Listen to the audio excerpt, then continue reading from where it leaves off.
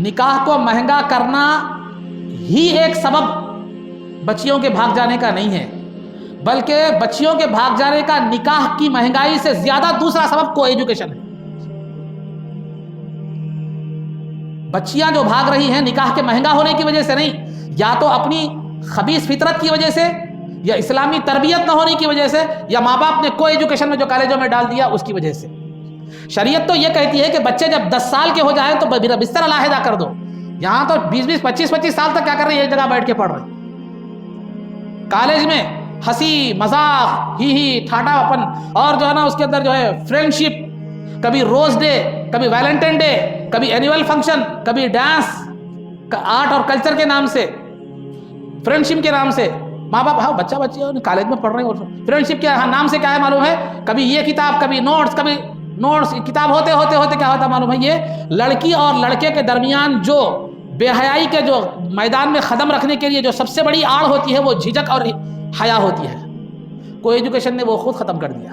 جب وہ جھجک اور حیا ختم ہو گئی تو پھر لڑکی کیا ہوا معلوم ہے، وہ کچھ بھی کر سکتی ہے۔ تو ہمارے لڑکیاں جو غیروں سے جو تعلق پیدا، کالج میں مسلمان بھی رہتے ہیں، غیر مسلم بھی رہتے ہیں، اور آج کل فلمیں اور جو ہے نا ڈرامے یا یہ ذہن سازی کرنے کی کوشش، چاہے دین مذہب کا کوئی اعتبار نہیں ہے۔ کئی جو ہے نا آپ کو لوگ ملیں گے جو اپنے مسلمانوں میں بھی غیر مسلموں میں بھی، ان اپنے مذہب پہ ہے، ان اپنے مذہب پہ پھر دونوں بیوی بھی شوہر بھی ہے، ایسی بھی مثالیں آپ کو ملیں گی۔ تو یہ بے حیائی کے کلچر کو جو ہے نا یہ ایک عام فروغ دینے کی کوشش کی جا رہی ہے۔ کالج میں کوئی بھی پردے کی تعلیم کیوں دے گا؟ کیونکہ مسلمان اسلام کے علاوہ دیگر مذہبوں میں پردے کا کوئی معاملہ ہی نہیں ہے، بلکہ وہ بھی چاہتے ہیں جس طرح ہم بے حیا ہیں دوسرے بھی بے حیا ہوں۔ تو لہذا حجاب کا جو مسئلہ چل رہا ہے اسی کا ہے کہ جس طرح دوسری قوم کی عورتیں بے حیائی کا مظاہرہ کریں، اسی طرح مسلمان عورت کو بھی بے حیا کر دیا جائے، بے پردہ کر دیا جائے، اور ہم کو ایجوکیشن میں ڈال کے خود بخود ہم بے حیا کر رہے ہیں، اس میں مدد کر رہے ہیں۔ تو پھر لڑکیاں بھاگ جائیں گی نہیں، بدنامی کا ٹوکرا نظر۔ اگر کوئی ماں باپ پردے کی اردے کی ایسی بات کرتے ہیں تو سمجھا جاتا ہے بڑے پرانے خیالات کے ہیں، دہقانی خیالات کے ہیں۔ نہیں، یاد رکھیے اسلام کی تعلیمات ہر زمانے میں ہر ٹیکنالوجی سے زیادہ اپڈیٹڈ ہے۔ انسان کے فائدے کے لیے کوئی بھی ٹیکنالوجی اتنا زیادہ جو ہے نا مددگار نہیں ہو سکتی جتنا اسلام کے اصول و قواعد۔ تو یہ آزادی نسوان، یہ آزاد خیالی، یہ ایک ایسی برا جو ہے نا بری ذہنیت ہے، یہ ایک ایسا برا ناصور ہے جو سلطنت عثمانیہ کو بھی گرانے کا سبب بنا تھا۔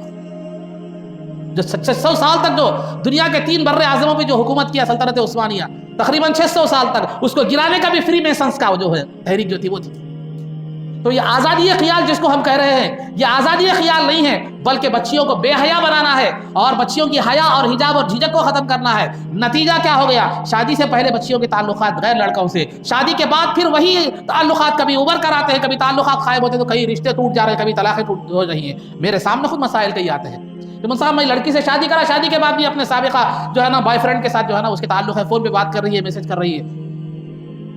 کبھی شوہر جم گیا ٹھیک ہے، نہیں شوہر میں کچھ خامی رہی تو پھر جو ہے نا سابقہ بوائے فرینڈ جو ہے نا اس سے تعلقات رکھ۔ یہ ایسے مسائل میرے پاس آ رہے ہیں، سوال یہ سب کو ایجوکیشن کی دین ہے۔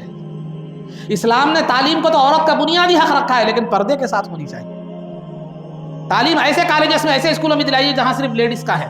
ہاں 3 4 کلاس تک بچے ہیں، ٹھیک ہے، بچے ہونے تک 10 سال کے اندر تک آپ یہ کر رہے ہیں، ایک الگ بات ہے، لیکن بچے جب بڑے ہو جائے کم از کم 7ویں کلاس سے تو بھی جو ہے نا ہم کیا کرنا چاہیے، بچوں کو علیحدہ تعلیم کا جو ہے نا اسکولز ہمارے ہونے چاہیے۔